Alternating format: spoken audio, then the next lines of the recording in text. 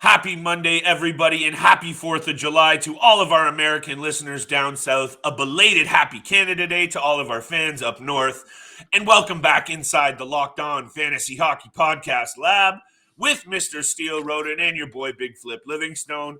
On today's episode, my friends, there is all kinds of news across the NHL to talk about, including a big trade from the Tampa Bay Lightning and Nashville Predators, a big signing by the Tampa Bay Lightning, some rumors from the Calgary Flames, and a whole lot of other news, including a signing from the Vancouver Canucks with Brock Boeser, fantasy impacts for the teams, and of course, some sprinkling of bets on today's episode, my friends. Let's tap in. You're Locked On Fantasy Hockey, your daily podcast on fantasy hockey. Part of the Locked On Podcast Network, your team every day.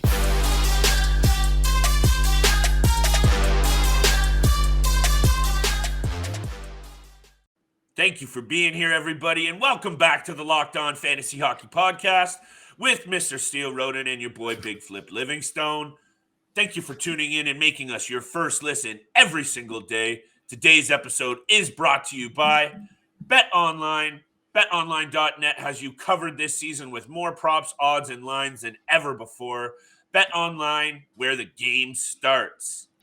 Like I said, everybody, Steele and I are here to hold your hand through all the latest in the NHL. And when I tell you things are ratcheting up in the hype to the draft, I mean it, because we have a big trade. Ryan McDonagh headed to the Nashville Predators, Steele. I want to start there, but there is a lot of other news, people. So make sure you stay tuned and keep it tapped right here. Summer hours are here, Steele. We're breaking down less episodes each week, but you can still find us Monday to Friday, couple episodes each week through the summer. So thanks for being here, and thank you, Steele, for being here. Let's talk about it, my friend. We knew the Lightning were pressed up against the cap, make a move, sending Ryan McDonagh to Nashville. Why don't we talk about what you think this means for the Nashville Predators, adding a nice piece up top with Roman Josi, Dante Fabro, Matthias Ekholm, a nice little fourth piece there for that top four in Nashville. Yeah, I like this trade for both teams, and I really like this for the Nashville Predators. I think they get an extra boost on the blue line. Ryan McDonagh, who's been a veteran and a leader for many, many years now. He's won 2 Stanley Cups with the Tampa Bay Lightning, so he's been there and done that, and he can really lead some of the young guys on the blue line as well as some of the guys up front and help them with their game. And I really think that's what the Nashville Predators are looking for, getting a guy like Ryan McDonagh, because he's not going to put up 35, 40 points, which we know he rarely does in the past, but he's a solid defenseman and he plays a gritty and physical game. So I really like this move from the Nashville Predators. I think it really helps them on the blue line, but I also like this from the Tampa Bay Lightning because it frees up the cap space and it gives them the chance and the opportunity to re-sign Andre Palat, who's probably going to get a big payday this summer as well. Yeah, and we're going to talk a little bit about the Tampa Bay Lightning coming up in a few minutes here. Their signing of Nick Paul. We knew that there was going to have to be some maneuvering from the front office, from Brisebois, Julien Brisebois, the general manager in Tampa Bay. But I think right away for me, Steele, this is a need from the Nashville Predators after they got absolutely pumped by the Colorado Avalanche in the first round, that they knew their defensive game just wasn't good enough. And I know they didn't have UC Saros, but they were just carved up like a hot knife through whatever confectionery treat you like. They were getting sliced up. So I think they needed to really do something to fill up that hole. 4 more years of Ryan McDonagh at 6.75. You know, he's 33 years old. I still think he's quality. I like this move for Nashville. He's going to probably slot right into that top 4 along those guys that I just mentioned. But in terms of the Tampa Bay Lightning as well, Steele, you know they have to go after a guy like Andre Palat. After the postseason he just had, and I'm not taking anything away from Ryan McDonagh because he's been a key piece as well, but I think like you alluded to, this money frees up. They need Andre Palat back, in my opinion. Oh, they need to for sure. And, you know, obviously with the guys they already have in their team and the season Palat just had, this frees up a lot of opportunity and a lot of other moves that potentially the Tampa Bay Lightning can bring. But I think the number one priority after making this move was to re-sign Andre Palat, because he's been an absolute star for the Tampa Bay Lightning for the last couple of years, a great depth player who can move up and down the lineup. So I really like this move from the Tampa Bay Lightning as well with the Nashville Predators. You know, obviously the Tampa Bay Lightning also got Philip Myers and Grant Mismash from the Predators in this trade. A young prospect and a young defenseman who I think, again, Tampa Bay can really help develop their game too. So I like this from both sides. And, just looking at this as well, the Nashville Predators have always had a really great defensive core. They always have had. Yes. But it hasn't been the same since they made that trade for PK Subban for Shea Weber. I forget how many years ago that was now, but their defense has not really been the same or up to their standards that ever since that trade has been made. So I really think this, kind of gives them that extra boost with Ryan McDonagh on the back end as well. 100%. A veteran leader as well. You mentioned his leadership. We knew this was kind of an inevitable move. The rumors were going around about McDonagh being moved, $6.25 million for the next 4 seasons. Even Brisebois himself said, if they were living in a flat cap situation or they had some more flexibility, they would be keeping Ryan McDonagh, but that's not the case. And, they're able to sign Nick Paul to a 7-year deal, $3.15 million per season for a guy that had 14 points down the stretch for the Bolts in 21 regular season games, comes in at the deadline from Ottawa, and it's a great deal for the Tampa Bay Lightning. He was also pretty solid at times in the Stanley Cup final, and let me check it for you here because I had it up. 9 playoff points, so in 18 minutes a game, so he was effective at times as well. And I think this is just one of those things, Steele, that Tampa Bay solidifies the bottom 6 with this move with Nick Paul. You look to solidify the top 6 by hopefully bringing back Andre Palat. And you have, Andre Vasilevsky in the cage, and you still have Victor Hedman, Kucherov, and others. This team is going to be right back in there for the mix for the Eastern Conference title, in my opinion, along with, maybe the Rangers, the Hurricanes, those kinds of teams. But I think realistically, at the end of the day, the Tampa Bay Lightning lose McDonagh, but they are still so good. Well, I think they're able to lose. Obviously, they would like to keep him, but I think they're able to lose him in this situation because Mikhail Sergachev has looked really, really great the last couple of seasons, and especially this postseason as well. So I think it's very fortunate for them that they're able to free up the cap space. But talking about this Nick Paul signing, I think this is an absolute steal for the Tampa Bay Lightning. They lock him up for the next 7 years. I believe he's 26 or 27 right now, so he's going to be with the Tampa Bay Lightning up until he's 34 years old, unless they make a trade in the future. But that's getting a little bit far ahead. But I really like this signing for Nick Paul and the Tampa Bay Lightning. $22.05 million over the next 7 years, which I think is an absolute steal for the Tampa Bay Lightning. They, like you said, solidify that bottom 6 forwards. And again, a guy like Nick Paul, he's not going to go out and get 35, 40 points. This is his career high that he's had so far in a season. I believe he had 32 points in 2021, 2022 between the Ottawa Senators and the Tampa Bay Lightning. So he's not going to put up 40 points, but he's a great player to have on your bottom 6. He plays with a lot of passion. He plays with a lot of speed, and he's not afraid to lay the body out as well. So I really like Nick Paul as a bottom 6 forward, and I think this is a great signing for Tampa Bay in their future. I agree. He does a little bit of everything, and we do a little bit of everything on this show, Steele, including we're going to continue to talk about some of these offseason rumblings, a signing out of the Vancouver Canucks of Brock Boeser, and most intriguingly, potentially, we're going to talk about Johnny Gaudreau and his contract situation out west with the Calgary Flames. Might even sprinkle in a bet or two, and you know where we're making these bets. It is betonline.net, your number one source for all of your sports betting info and all of the coverage of this season's Major League Baseball. It is your continued source for all of your info, sports wagering, bets, esports, and more. BetOnline.net remains your number one source for podcasts, scores, and news this season, and it is the fastest and easiest way to check on all of your favorite events, including MMA, boxing, and golf. Head to the website today or use your mobile device to get in on all the action. BetOnline, where the game starts. Thank you for making the Locked On Fantasy Hockey Podcast your first listen every single day.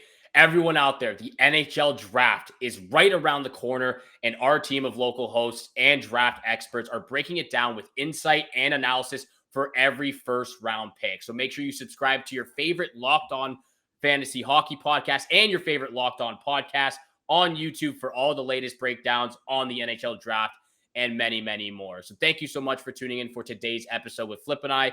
And let's get right back into the signing. The signings and the trade rumors that we've heard over the last couple of days. The Vancouver Canucks signed Brock Boeser to a three-year deal, $19.95 million. Obviously, with guys like Brock Boeser, JT Miller, a couple of other names as well for Vancouver that have been mentioned to be on the trade block, looking to move them around because of the, I guess, disappointing season that they just had for the Vancouver Canucks. But I like the signing. I think it gives him another chance with the Vancouver Canucks and see what he could potentially do and maybe, bring up his stock and his value a little bit higher if they do want to trade him in the future. But I really like this signing. I'm not really sure where Vancouver goes from here, though. So I kind of wanted your opinion, your thoughts on Vancouver's team as it is right now and what kind of moves they might need to make after signing Brock Boeser.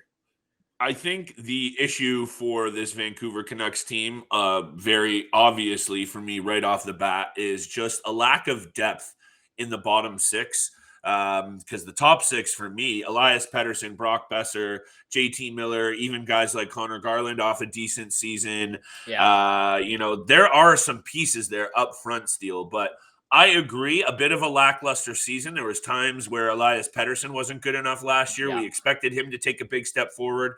I know he bounced back a little bit down the stretch, and they did battle for a playoff spot. But I think this is, we've mentioned a couple of pivotal off seasons. This is a pivotal off season for this Canucks team. Mm-hmm. And in terms of Boeser specifically, 23 goals and 23 assists in 71 games last year. He suffered an elbow injury. One of the things, though, Steele, that I didn't realize, and this kind of just came out this afternoon, some quotes from Boeser himself about battling a really tough season mentally. He lost his father to Parkinson's disease, and, he talks a lot about that mental struggle. And, mental health problems are no joke. And I could not even imagine losing a father.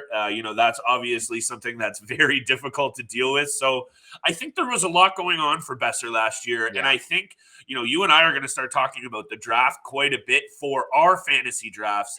And looking at Boeser off 23 goals and 23 assists through a really tough season like that, I'm going to double circle him on one of our bounce back players for next season. I don't know what you think about that. No, I completely agree. I think he's going to have a bounce back season. It really does depend what the next move is for the Vancouver Canucks, because obviously they've made it very, very clear that they're shipping JT Miller. They're going to get a ton of return for a guy like JT Miller after the season he just had as well. So depending on what they're able to get in return for him, it really does depend on the future for the Vancouver Canucks. Because for me, I think the serious problem is on the blue line. Yeah. I don't think they, obviously they made the trade for Connor Garland and Oliver Ekman-Larsson. I don't think that really panned out, or it really went the way they hoped it would. Like you said, I think Garland, he had a decent year, 52 points in 77 games. I think they expected a little bit more from him. I think he still had a decent year, but Ekman-Larsson, 29 points in 79 games is just not good enough, especially if he put up 24 points in 44 games the year prior to that. So to me, he obviously didn't live up to expectations. I think their blue line is very, very weak right now. It's really pretty much Quinn Hughes. And then you've got, again, Ekman-Larsson, Tyler Myers. I don't think Luke Schen's going to cut it. I don't think Travis Dermott's going to cut it. Yeah, I believe Brad Hunt is on the bottom pairing as well. So I really think if they're going to make a move for, if they're going to make a move for JT Miller, they really need to look at some of the defensemen that are out there for UFAs or just a sign and trade, whatever it is. But I think that's probably the biggest issue, because Thatcher Demko was left out to dry many, many times last year. And to me, Thatcher Demko is right on the brink of being one of those really, really, breakthrough stars in the blue paint for me anyway. I know he got let out to dry, and there was some points in the season where he could have been better, but for the most part, Thatcher Demko stood on his head for the Vancouver Canucks, especially in a couple of those crooked number save games that he had. But when you mentioned Oliver Ekman-Larsson very quickly, Steele, $7.2 million, he's got to be better, in my opinion. They swung for the fences on that, and I thought that was actually a good move at the time. For the Vancouver Canucks, the team that you just pointed out, a little bit thin on the blue line. Travis Dermott, maybe that works out. I don't know. Like you said, there's a lot of question marks But to me, Thatcher Demko is worth the price of admission and worth building around. And there's some interesting young players on the Vancouver Canucks. Before we move on from this topic, Nils Hoglander is an intriguing name for me. Podkolzin as well, another intriguing name. So let's see if some of these younger guys can take a step forward next year. Maybe a bounce back. Lots of ifs and maybes for this team. That's never a good thing. So I really do think the Canucks are in one of those boom or bust situations where they either take a massive step forward and they're in the playoffs, or they might be right at the bottom of the league next year. I don't know. That's kind of my take on this. No, I agree. This is one of the teams that, we just talked about that need to make a big splash in the offseason alongside, for me, the New Jersey Devils, for you, the Edmonton Oilers. I would put Vancouver right up there too, because like you said, they were just a couple of points or a couple of wins out of a playoff spot, and they just missed it by a hair. So if they can make the right moves, if they can trade JT Miller and get a ton of return for him, whether it's, future picks, prospects, or, current stars in the NHL right now, they need to make the move, and they need to make it quick, because you've got young guys on your team who might not want to be there a bit longer and might not want to be going through a rebuild right now, like Quinn Hughes, like Elias Pettersson. So those guys, I think they need to, really consider what's going on for their future as well. The other interesting name that they just signed was that Kuzmenko kid out of the KHL. Yeah, that is very There's a true. couple of intriguing little pieces there, but it's not exactly like you have a lot to kind of bank on. So lots of question marks up and down this lineup for me. Lots of talent as well, but lots of holes. So just like any team, blue liners, can sometimes be very, very hot commodities. We'll see what happens in Vancouver. But at the end of the day, Steele, to bring it full circle here, I think the Brock Boeser signing is one that they had to get done, because when he's shooting, that's one of the best wrist shot snapshots going in the game. He's a straight sniper, in my opinion. And if he can get going, because they do have some fun offensive pieces up front and, Quinn Hughes on the back end, I like Boeser. He'll be one of those guys that I think you and I will be talking about again as these fantasy drafts draw near. Yeah, we're definitely going to be talking about JT Miller, Brock Boeser, Quinn Hughes a lot in the fantasy and the mock drafts. I'm really, after you just said that, I'm really excited to see where you're going to have Brock Boeser and what round, where you might pick him. Better stay tuned for that. And thank you so much for making the Locked On Fantasy Hockey Podcast your first listen every single day. We are free and available on all podcast platforms, which also includes YouTube. So make sure you hit the subscribe and the follow button. It means the world to Flip and I. And just thank you so much for tuning in for today's episode of the Locked On Fantasy Hockey Podcast. One last thing we have to talk about, and it's probably one of the biggest names right now, probably the biggest name in the offseason that's a UFA right now. Johnny Gaudreau of the Calgary Flames, still up for grabs, still in talks with the Calgary Flames. It does look like they're getting a little bit closer, but still not really much news has come out for this. It hasn't, which, if you're if you're a Calgary Flames fan, you obviously are a little bit concerned about how this is unfolding, because after the season that Johnny Gaudreau had, as much as the Calgary Flames seemingly can't get it done in the postseason, and Gaudreau was maybe one of those issues again, his season was in the regular season was just way too good that you need a guy like that back. 40 goals, 115 points to pace his career in an 82 game season. And he was in 4th place finish for the Hart Trophy. I'm sorry, if you're finishing in the top 5 in Hart Trophy voting, you should be getting paid. I assume he's getting a raise after finishing his 6-year, $6.75 million. They're projecting that he's going to get north of 10. I could see that being the number 10.5, something like that. According to Evolving Hockey, $10.9 million is the projected per year salary for Gaudreau, which might be a bit of an overpay. We can talk about that. But realistically, Steele, after Craig Conroy, the assistant general manager, for the Calgary Flames, vowed to get a deal done with Gaudreau, the pressure's now on the Calgary Flames. Let's be clear about that, because I'm just trying to quickly look up Gaudreau's status. UFA, if they can't get this deal done, someone is going to throw some money at Johnny Gaudreau. Yeah, he's going to get paid. For me, I think $10.9 million is an overpay. Obviously, he just had an incredible season, but we're seeing that a lot more now when these guys get paid like that. It just doesn't make for a great Stanley Cup team. And it just doesn't give the Calgary Flames enough flexibility to make other moves as well. So Obviously, if he gets paid, he deserves the bag. Like he deserves to get paid after the season he just had. But I would say 10.9 is a little bit of an overpay. I was actually looking at just north of 9 million, maybe 9.5 million. Maybe just getting up to 9.7. But if you're getting in the 10 million range, that does not leave the Calgary Flames enough room and enough flexibility to make other rooms to really improve this roster to make a deep Stanley Cup run. Yeah, well, in my opinion, Steele, as much as Gaudreau struggled in the postseason, they need him back so badly. Yeah, they do.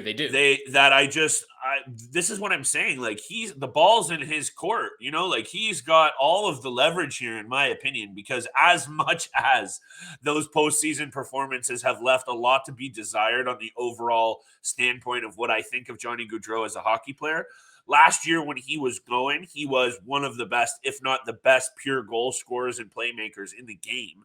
And I know he's not as good as the guys we like to talk about, the Matthews, McKinnons of the world. Let's not get that confused for a second. But he's in that second tier in the regular season. He is a very good hockey player.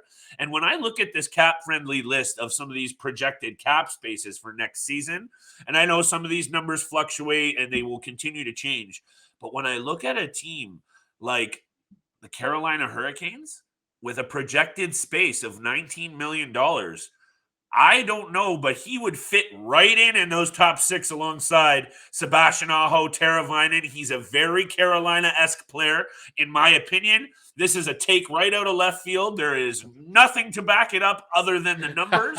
But I could see him going to a market like that, Steele. We know he doesn't do well with the pressure. So why not go play hockey in North Carolina where you could go to the grocery store and people think you were the bag boy? That's one of the funniest things I've ever heard. But look, that take right there actually makes a lot of sense to me because that's exactly what the Carolina Hurricanes needed this postseason was some scoring ability because those young guys did not show up whatsoever. So that is something that is very, very intriguing that we should keep an eye on.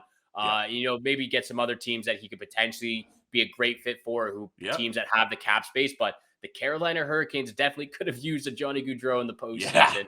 But yeah, if he gets paid more than 10.5 million, even 10 million, in my opinion, I still think that's a little bit of an overpay. But if he can get that, secure the bag, baby, and run.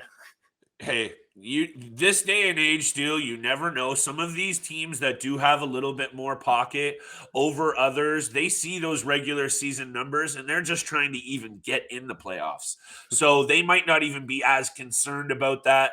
But you should be, because it's clear that when the pressure gets, taken to another notch, it seems that he almost melts away. So that's obviously a concern. But man, when the puck is on his stick, something usually special happens offensively anyway. Maybe he's a bit of a liability defensively.